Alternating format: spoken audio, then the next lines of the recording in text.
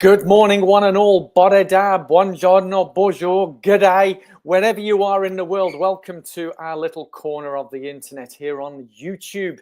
Yes, and today, like every podcast, we have someone really, really special coming on who's ran more marathons than I've eaten pizzas. No, that's right. This person is quite an incredible athlete, and a big shout out, thank you to Colin Johnson, who recommended this wonderful person to come on the show. So when I reached out, they're from the other side of the world. Yes. So we took a bit of a while to get our diaries coordinated. So I'm here in the UK, they're in a land down under. So I'm sure you're keen to know who it is. But just as a bit of an intro, these are recorded live. There is no editing. We are not a professional podcast. We just say it how it is. So there's a lot of, questions and queries. But if you do know anyone who'd like to come on as a guest on this show, then please do reach out to me on my email at poetwithpace@gmail.com or various platforms, Instagram, Twitter, Strava, Poet with Pace. You'll find me there, and we can bring on some amazing people like we're about to have here. So without further ado, let me bring on, because this lady is multiple marathons. I won't say what number. I'll leave that for her to tell you that. Also, something that a lot of people will know about this lady is Ironman, multiple Ironmans as well, and also overcoming adversity in a great way. Without further ado, let me bring you on, Kaz from Australia. G'day. Good morning. How are you from down under? Hey, that's what I like to see. So whilst I'm here in the UK, it's morning time and it's night time for you, isn't it? The wonders of science, yeah? It is. How you doing? I'm doing great. How about yourself, Kaz? Are you ready for this? Are you ready for this experience like no other? I am. Let's talk all things running. That's right. All things running. And we might throw some other things as well for our listeners. But for those who are watching, listening, however you digest these podcasts, Kaz, some people, I know it might be hard to believe, some people may not know who you are. Do you want to give us an intro about yourself, what you do, how you got into running, life, the universe and everything? I don't know whether you're a fan of the, or is it Hitchhiker's Guide? But the answer to the life, universe and everything is apparently 42.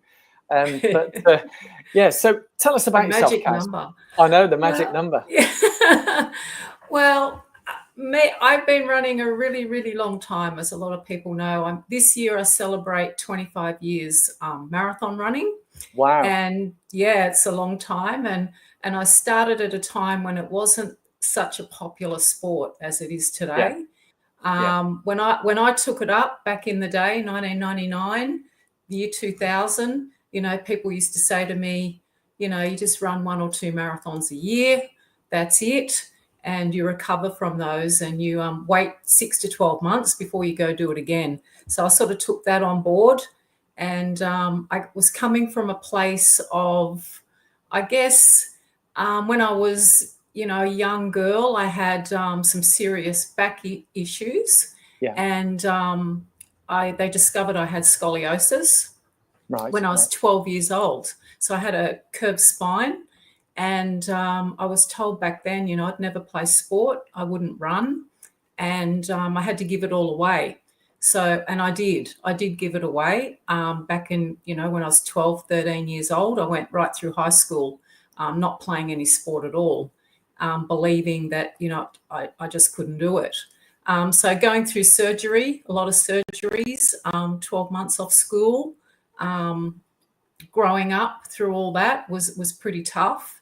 But I just thought, running wasn't for me anymore. It was something I enjoyed at little athletics at school, but I just thought, they said not to do it, so I won't do it. And it took many, many years later, I saw the City to Surf in Sydney, and anyone that lives in Sydney knows the City to Surf. It's running from the city of Sydney down to Bondi Beach. It's a famous 14-kilometre event, and it's, got Heartbreak Hill. It's got all the difficult parts of Sydney running in it. And I thought, well, I saw, 30, 40,000 people taking this on. I thought, I might give that a go and walk. I could walk, jog, what's the worst that could happen to me? So I paid my entry and turned up. I actually got a coach through the gym, and I said to her, I want to do this race. You know, people are talking about it, and she helped me. And I started running around the block and running a little bit further, and you know, things started to happen that I could do this, and it was actually helping me. It wasn't hindering me in any way. So I took it on from there. I ended up doing the City to Surf, I don't know, 3, 4, 5 times. And then people I started to meet in Sydney were talking about a half marathon, which I didn't even know what that was. And so I started to learn about distances and what they were. And they were saying, you know, if you can run 14, you can run 21. And if you can run 21, surely you can run 42. And I thought, well, they told me all this time. The numbers get bigger and bigger, don't they? The numbers get bigger, you know, and all these years have been told you can't do something, or you're not going to do it, or it's going to cause you pain, or you're going to have setbacks from it. It really plays with your head. But I'm one of those people, you know, I think when you're told you can't do it, I eventually found a way through it. And I'm one of those people these days that I'm very comfortable being uncomfortable. And it's not my back anymore these days. That has nothing to do with being uncomfortable in what I do. I've learnt to manage that, and that's no longer an issue. I think it's actually improved my health and who I am and what I do in everyday life as well. So it sort of all started for me back there all those years ago. And I used to take my youngest son in the running pram, because that used to be a thing back then. So I'd put him in the pram, and I remember him saying to me, Mum, I don't want to go. I don't want to go. And I'd say, yes, you do. We're going for 10K. Three-wheeler? Is that the three-wheeler buggies? Yeah, I had one of those. So I used to run him around the block. And funnily, he's now become a marathon runner himself. Wow. So through all that. So, yeah, that's how it sort of started for me all those years ago. Yeah. I mean, that is quite a journey. It's interesting you say I've come across a lot of people where they're told they can't do something and they overcome it. Or sometimes during running, we discover we've got something we didn't know we had, you know, some kind of ailment. So we start picking up injuries. You go, well, did you know you've got flat feet? No, I didn't know I had that. Did you know that? No. And yet sometimes people use that as a reason not to. So was it something you were determined to prove them wrong, or is it just a case of you tried it and thought, well, actually, it's not an issue? I think it was a bit of everything. I think it was, the more people said you shouldn't do it, the more I wanted to. And I discovered I was quite good at it. That was the other thing. You know, I discovered something that, you know, back in the day when I started, not a lot of people were really marathon running back then, 25 years ago. Events weren't like they are today.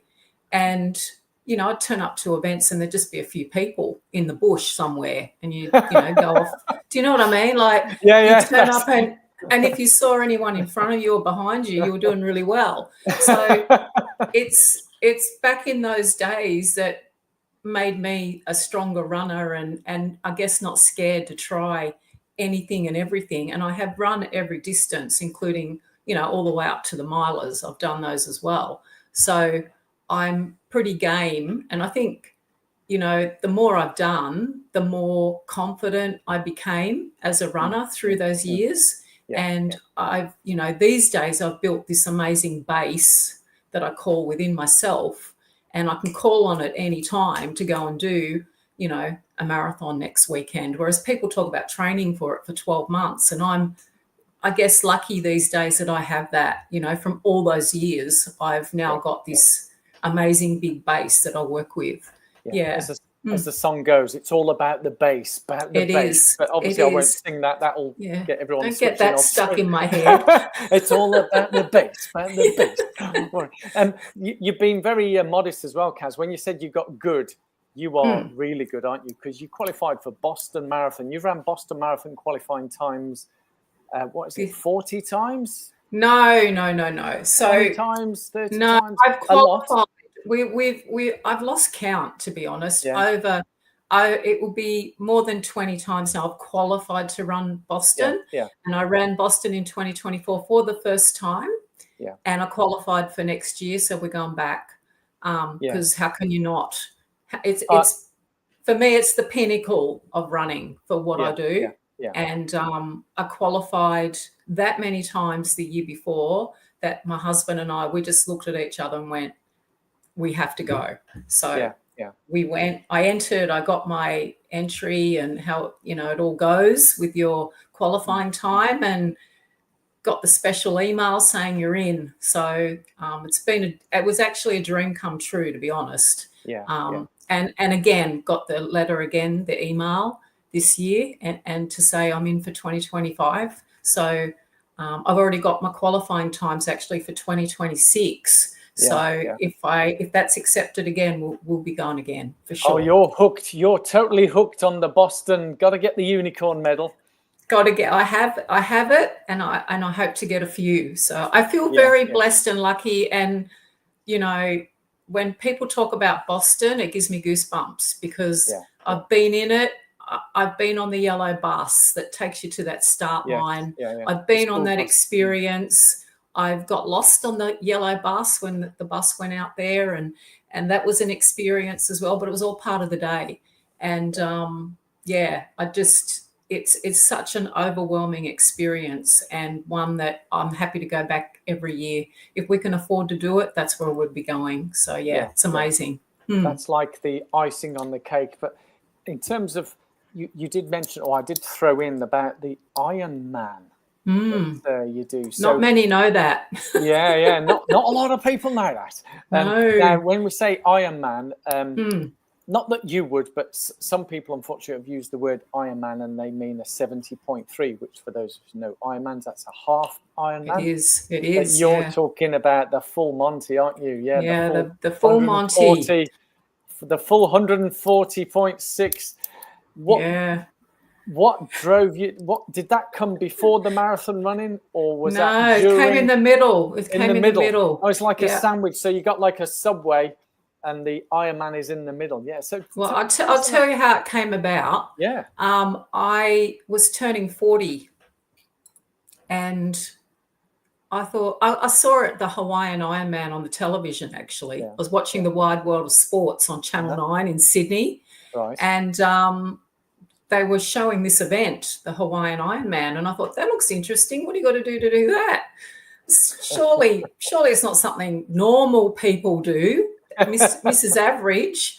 And I was watching it, and I started to investigate what it was, and I'm thinking, 3.8K swim. I can't swim for a start. I'm a terrible swimmer.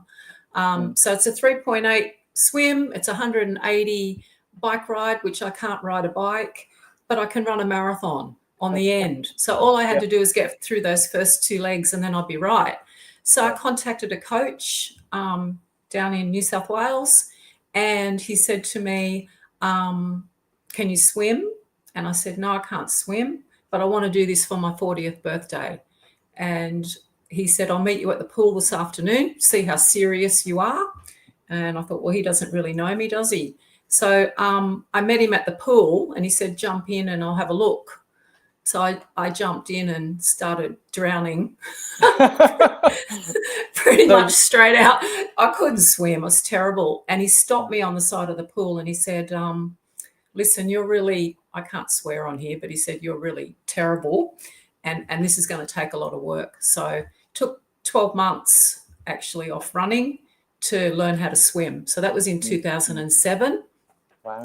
And I ended up 12 months swimming, 12 months cycling to get me anywhere near ready to do an Ironman. And then obviously I could run. Okay. So took on Ironman. I ended up completing 8 of them. So I was happy to finish. Hooked. I was hooked. You were hooked. So you completed your Ironman. Would you say it's a bit of a, because and certainly a lot of the guys say this, it's almost like a midlife crisis. Do I buy a Porsche or do I do an Ironman? Is it the same for ladies? Do you do an Ironman, or do you buy a Porsche, or do you, I don't know, do you go on do you buy a jet plane or something? I don't know. What was your alternative? Well, I think a lot of women go through, like, I know for myself, like I went through the time of, you're not confident. I wasn't a confident person. I'd had 3 children who I loved dearly, but I, dedicated a lot of time to being a mum. And so I really didn't do a lot of things for myself. And I was overweight as well. I had that going on. Yeah. And I thought, what can I do for myself to get fitter? I wanted to be leaner, obviously, and I knew I was good at running. But in amongst it all, I knew I had something with the running. So I thought, okay, why not make this more difficult? Because I worked full time. I had 3 children. We lived down in Sydney. It's a full-on life, as you can imagine. Yeah. And I threw in the Ironman training, which is a lot. You're training twice a day, morning and night, swimming, running, cycling. I used to cycle into work, and I'd duck out at lunchtimes from my desk to go swimming in the local pool. And I'd come back with these goggle marks around my eyes and hope that nobody had noticed me at my desk, but I disappeared for 2 hours, swimming. Yeah.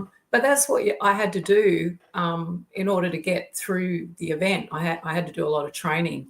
And I don't miss it. I did the 8th one and I said that would be it. I did 5 Australian Ironmans and I said, that was enough. I did 3 over in Western Australia, and it's an expensive sport, as you can imagine, a bit more than running.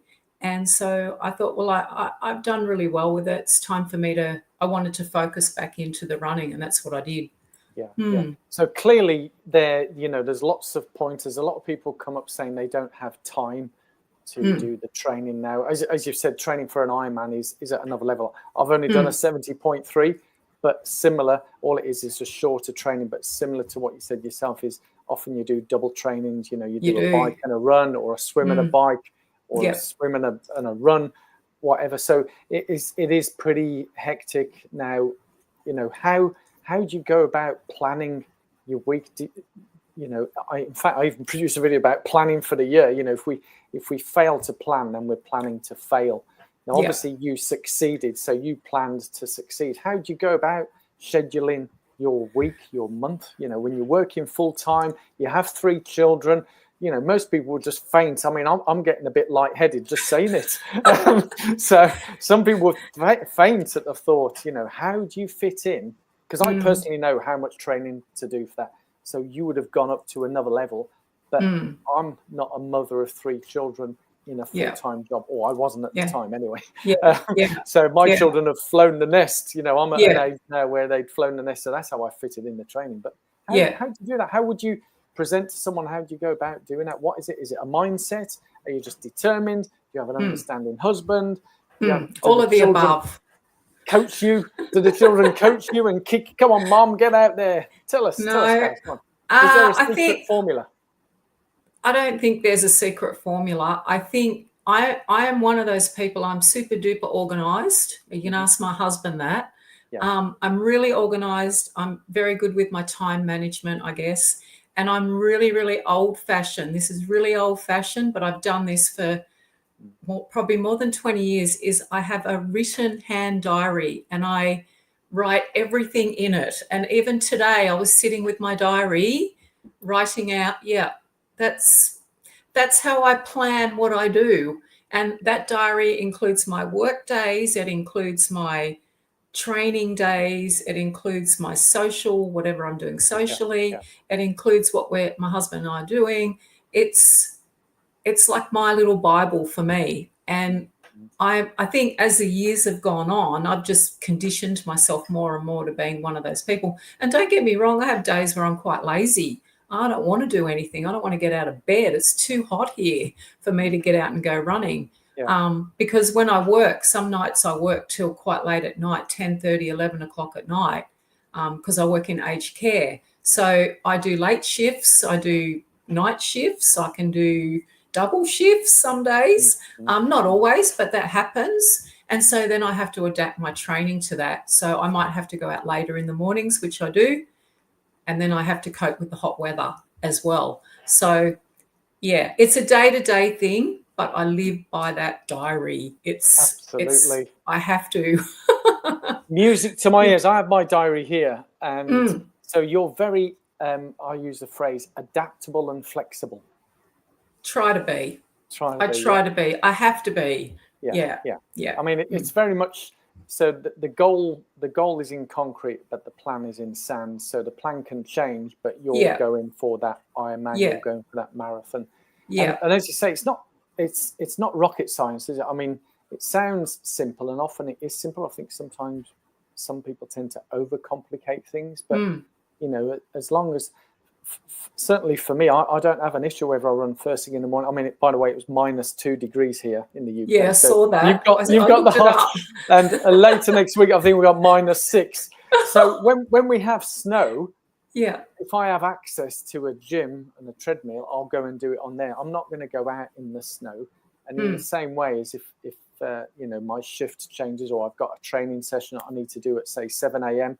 with some people in Singapore, then I'll move the diary and then do a run later in the morning or whatever. But you know, as long as we have employers who are flexible enough for that. But it sounds like you are very flexible, adaptable, but very determined, Kaz. I mean, you're not doing all of these by being a bit you know, wishy-washy. I think I'll feel like doing this. Although you did say, I bet you it's now what, Thursday, 2nd of January. Happy New Year, everybody. By the way, I should have said that at the beginning. Should have said that at the beginning. You could go out tomorrow and run a marathon, couldn't you? Or you could go out right now after we finish this and run a marathon. And then probably run one the following day. Because as you've said, you've had 25 years of developing that base. Would you recommend it to a beginner, someone who's never ran a marathon? Yeah, why not? Yeah, go for it.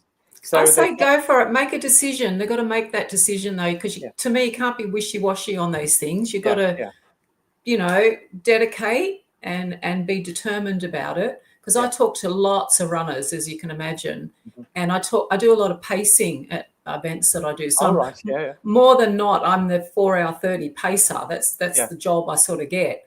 And I talk to people that are running their first marathon a lot.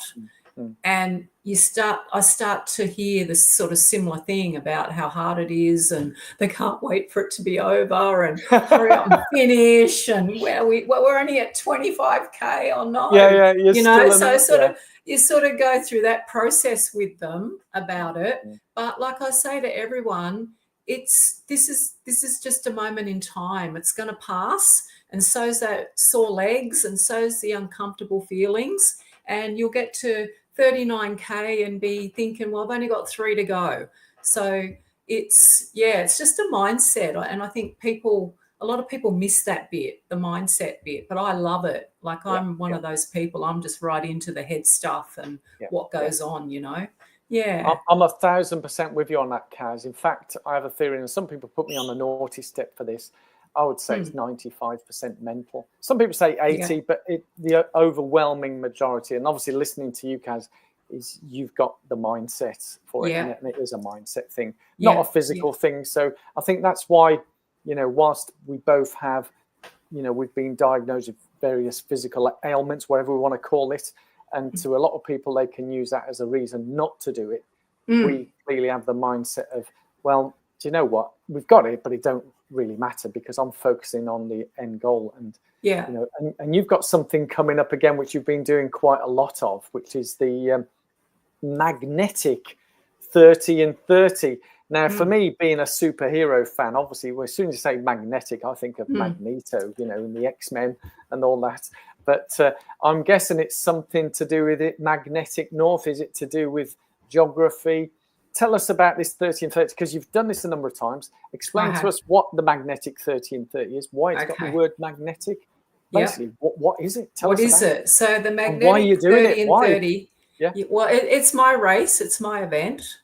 And the name comes from where we run in Townsville in Queensland. We're looking at Magnetic Island every day. So it's an island, obviously, across the water. And so we're running loops up and down the Strand. And you get to look at this beautiful island every day. So we get to see the sunrise right behind it. It's beautiful.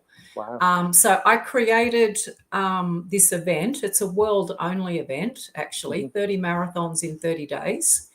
And I created it because there is nothing like it in the world. No one's done 30. We've all done, well, not all of us, I shouldn't say that. I've done events where there's 10 in 10, 10 marathons, 10 days, 12 in 12 has been the biggest one I've attended overseas. But the biggest one in the world is mine.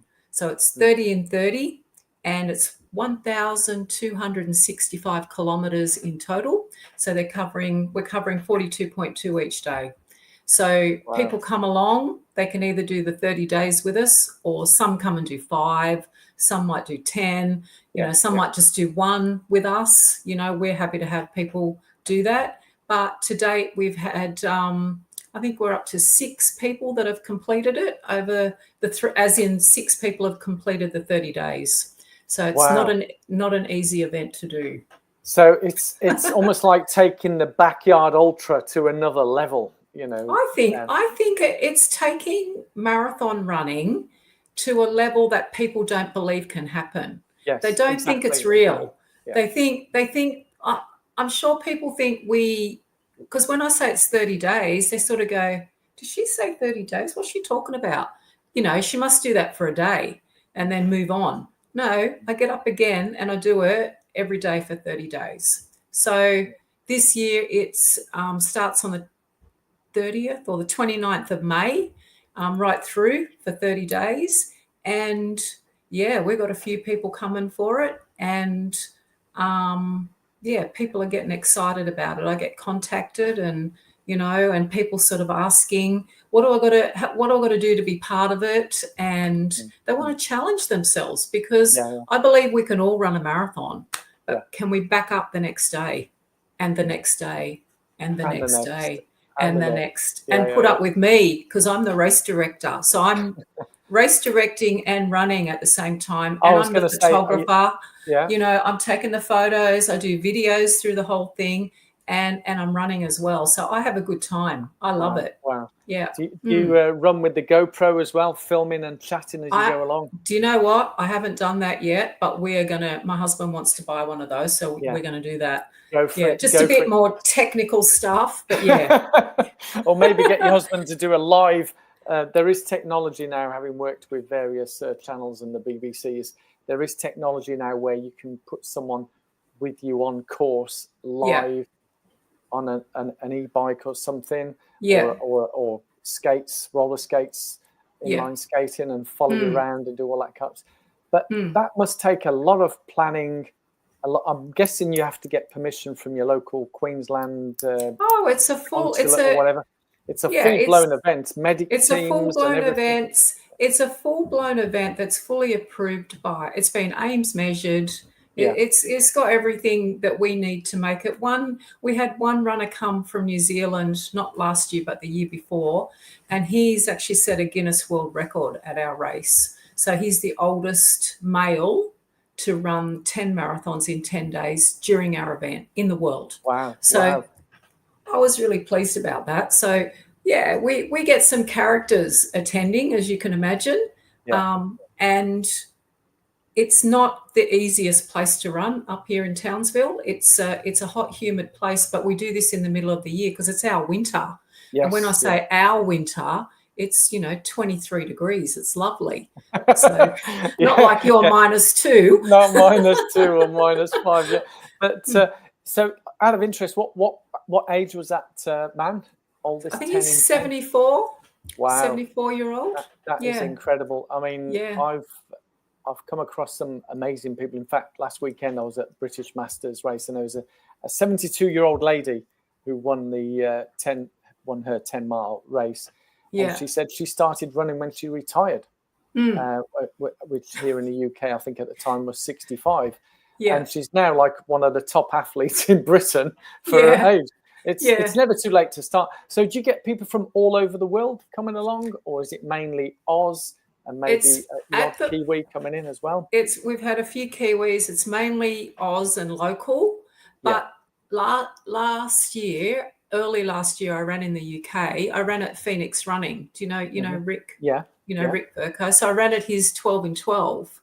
And I just happened to have 12. I don't know Rick personally, but the 12 in 12. Well, that's where I met Colin, the twins, was actually there. Twin turbo. I was running along one of my days with my 30 and 30 shirt on, and a lady came up to me and she said, what is this 30 and 30 you've got on your shirt? Because they're all crazy marathon runners over there. And And I explained, we ran along for a lap, and I explained to her, and I said, we do this for 30 days. It's in Australia. It's, it's an event that's not put on anywhere. And she said, oh, that sounds really interesting. And I didn't think any more of it. I didn't think about her. I didn't worry about it. And about a week later, she entered from Latvia. I don't know if you know Samantha. Samantha with all the hair. And she came over and she ran with me as well for 30 days. So she's been part of our event, which was so fantastic to have someone like her here, and wanted to boost her numbers as well. So, she's the leading numbers in Latvia, where she's from. And to be part of that with her was just fantastic. So she loved it. I've got to say, I'm half tempted. I'm sort of at the other end of the scale. Whilst I'm running marathons, I am looking to tail it down a bit. But that's just me. Everyone runs for different reasons. But I am sort of tempted with these multi-day events because whilst I've not done a backyard ultra, I did go to a 24-hour race. And just to film and have a go at one of the laps. But as you say, you do meet some great characters, and I've met some amazing people over the years. I've only been running 9 years, nowhere near as long as yourself, Kaz. But the beauty of these events, and I've been to somewhere, is there's marathons where it's like relay teams, and then there's individuals. Some of the characters I've met, and I've had the pleasure of speaking to some during the races. So, we'll talk more about the majors where I've been at London or Boston, and I'm just with my camera and just chatting with people. And yes, people will video bomb, that's just the way it is. But then there's others who I've caught them at a point in the race where they are able to converse with me, because at a certain point, nobody can converse. They're all like, oh, like you say, they just want it all to end. But it's such a joy seeing people achieve things and do things, whether it's a park run in, whatever time it takes, just finishing a 5K, whether it's finished. But the multi-day events is one where, or the 24-hour ones as well. Obviously, this is more than 24 hours, but continually running for 24 hours or as you say, doing it. And I've met some guys. There was a guy in the UK done 401 marathons, and he was a guest on a podcast back in the day. I don't know what he's doing right now, but I bumped into him literally. He was doing multi-day marathons here, multi-loop, just in my back garden almost. When I saw him, I thought, oh, is it really you? But he was in this zone. And when you're doing the multi-marathons, multi-days, do you find that you're in a zone? Are you in a zone, or are you aware of everything that's going on? When you talk about Magnetic Island, are you looking at that, enjoying the sunshine? What's going through your mind when you're doing all these multi-day events? Well, I mean, this one that I did this year, or last year, 2024, I sort of had a time in my head that I wanted to do. So for that one, I did push it every day. So I ran 20 out of the 30 days. I ran under 4.5 hours for 29 of those days. Wow. I had one day where I decided to back off a bit and went to 4:32 or something like that. So I was really time focused.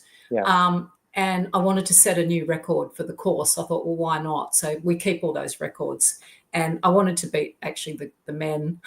Not competitive at all, Kaz. I wanted to set a record for male and female, which is what I did. And for that, I guess I was pretty focused, every day. But it didn't stop me from having fun. We had fun out there, and for me, it's part of the race. The that lady from Latvia, we stopped and videoed each other. We took photos. I take pictures all up and down the course because it's a beautiful setting as well. We've got the ocean, we've got the sunshine. We start in the dark, we finish in beautiful, sunny days. And I think you spend a lot of it on your own, because that's how those events go usually, unless you're with a group. You're just on your own. And so I'm running by myself. And I think a lot of times I'm probably just meditating. I'm just processing my day, what I'm going to do after, how I'm going to recover, what I need to do. Because when I put this event on, I'm not only running it, I'm making sure that everyone else is okay as well, because I've got things to organise, trophies and medals, and making sure people have got their shirts and, the little things like that, the details. I'm that kind of person. I just I enjoy doing that, you know. And of course, I've got my husband. He's my admin person, you know. He's doing everything as well on the side that I can't get to. And so it just helps me tick away the day, I guess. The more, before I realize it, I've run another marathon, you know. It's it's just how it goes on those days. It's hard to start some days, like, you think, oh God, I'm here again. It's day 11. Oh my God, I've still got so many to do. But once you get to day 20, 21, 22, people haven't tested themselves like this. Like, I feel like I've introduced an event that really hasn't been done around anywhere to test people to this sort of limit. And I've had people come here that have lasted 2 days and said, I can't, you know, I can't do it. And they've had to leave because they're not ready for it. So, it's a big challenge, but it's absolutely doable because I've seen people do it and finish it, including myself. So I'm proof that it can be done. Absolutely. And sometimes that's all we need. Once one person can do it, then there's a flood, a bit like the 1 mile record, the sub 4 minute mile. And in Oxford, I think as soon as that was broken, Roger Bannister broke that, I think within 2 weeks, 4 other people broke it. Now, that's not a coincidence. It's almost like going back to mindset. Once you believe you can, and we can't overcome everything. I don't want to kid people, you know, whilst it is great having a positive mindset, but it's something about being, you know, keeping it focused and keeping it real rather than sometimes people can take it to the other extreme and become a bit maybe delusional about it. But there is obviously that you're living proof it can be done. But obviously what you've done and gone through. So someone might ask, what's your weekly training routine then, Kaz? You just sort of go out and run a marathon and that's your training. So, I mean, I don't want to be giving away and let the cat out the bag, but I have interviewed a guy, I think he's up to 500 and something marathons. And he laughed when I asked him about his training because it's a manual job that he has anyway. So it's very physical every day. And running marathons, or I think people call them quads. At the weekend, you do Friday, Saturday, Sunday, Monday. And do you do quads as well? So what's your weekly training? And dare I say, how much do you eat? Well, you'd be surprised at how much I don't eat. I'm pretty strict on that sort of stuff. My training, I don't train as much as you think these days. I have pulled right back. And when I say that I'm probably still out there, you know, 6 days a week. And is it mainly easy runs that you do? You don't do sessions? I do park run. I love doing park run every Saturday. And I always put my hand up for course checker at park run, which I have to go out and check it. And I do a bit of a speed thing while I'm doing that. And then I try and do park run a little quicker than I'd normally run. And then I'll do my longer runs through the week. I pull back a bit, and I don't like to do that, but I have to for longevity. That's what I've got to do. So that's what I do. When you say longer runs, do you go by time or miles? Distance. Or distance. So what distances do you do? What's your long run distance? 21 to 28K. Okay, right. And how many times a week is that you do that? 2. Hey, no, don't hold back, because I'm doing the series of back to basics. When I ran my first marathon, and bearing in mind, as I say, this is all about yourself. I won't go into all I do. 3 days a week, and ran a 3:45.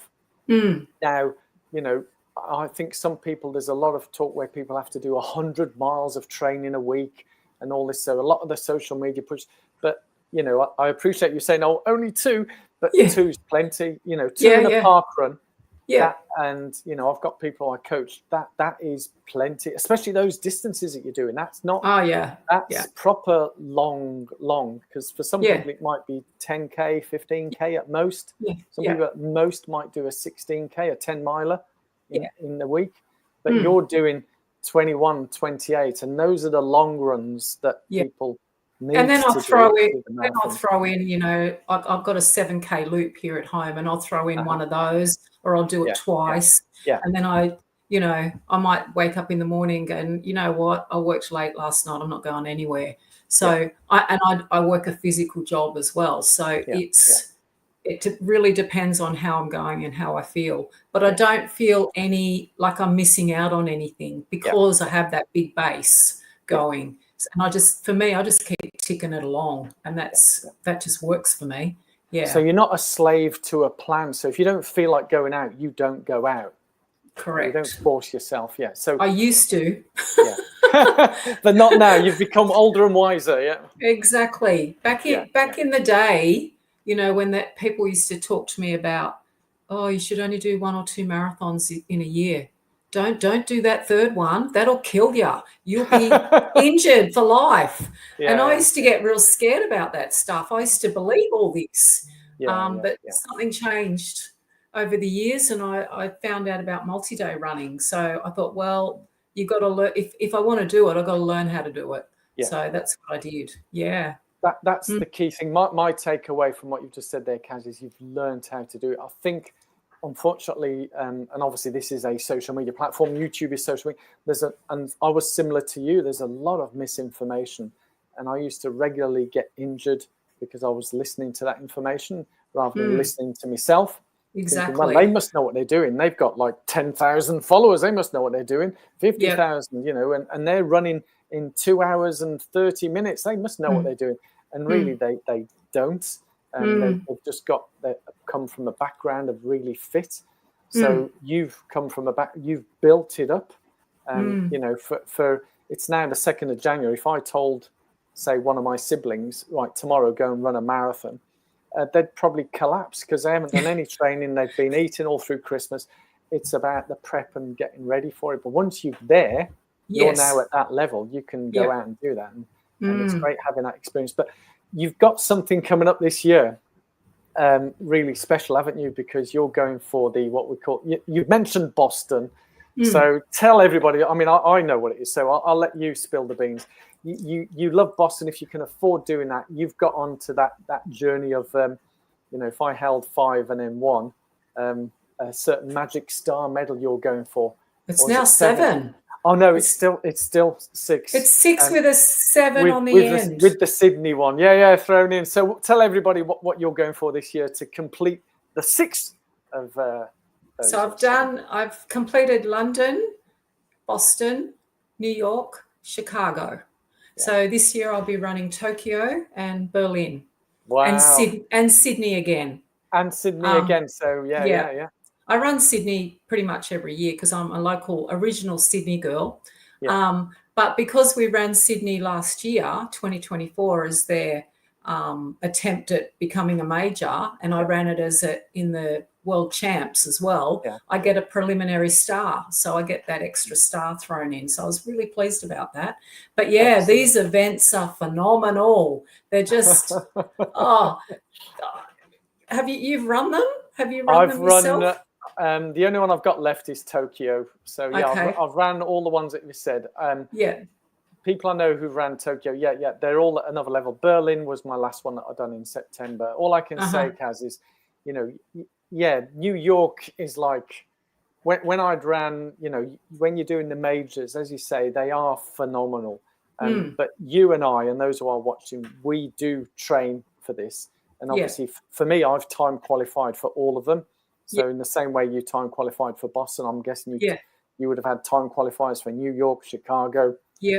So we've time qualified. So we've not gone in a lottery and we're sort of guessing, I'll start training a few weeks before. We are fully trained. But when you get to, and I mentioned about injuries, I'd missed Berlin for a number of years in a row through injury or sickness or whatever. But when I got to finally go there, I still wasn't 100%, but I was determined to get there and finish it. It's unreal, you know, the Germans, the fact that will be your one where you'll get your 6-star medal. Because for a lot of people, it's Tokyo, you know, let's not cut any bones about it. It is the hardest one to get in. And I couldn't believe I got a spot. Well, you know, the stars are aligned for you, Kaz, you know. There's something about, you know, when you're at Berlin, the 6-star finishers, and I know a number of people who got their 6-star at Berlin last year, it's that adds to it. But the atmosphere there, wherever I've been, I'm sure it's been the same for you. I mean, how has it been for you when you were at New York and Chicago? I mean, Boston. What would you say is your favorite so far? I have to keep going back to Boston. Yeah, I do. Yeah. yeah, It's special. yeah, It's so special. And the people and the streets and the atmosphere. And yeah, I yeah, just kept, and I was running so well. And yeah, yeah, it felt not easy, but it didn't feel hard to me. It just felt like a really great day. yeah, I had a really great day there and I was so thrilled with how it all went. yeah. And just felt really proud of myself. I think it's one of those events where if you qualify, you've done something really, really special. And I know I'm not taken away from people that buy a spot or they do it some other Charity events, way. yeah. Yeah, I'm not taken away from that. But for me, someone that's come from, I guess, my background in running and how long I've been running for, and I've dreamt about going there. Like 20 years ago, people were talking about this, and I thought to myself, I'm never going to get to that. I'm never going to be quick enough. I'm never financially going to be able to afford it. How would I ever get to that? But when I actually got there and I'm hugging American policemen at the finish line, and